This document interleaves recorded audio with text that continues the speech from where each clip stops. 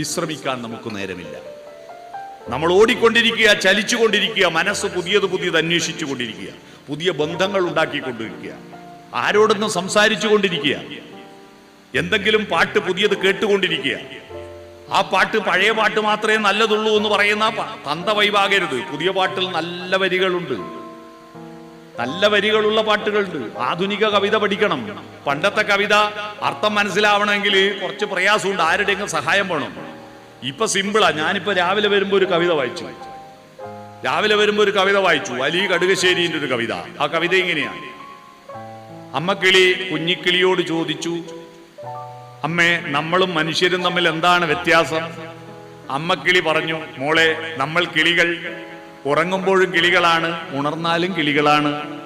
അവർ മനുഷ്യർ, ഉറങ്ങുമ്പോൾ മനുഷ്യരാണ്, ഉണർന്നാൽ ഹിന്ദുവാണ്, മുസ്ലിമാണ്, ക്രിസ്ത്യാനിയാണ്.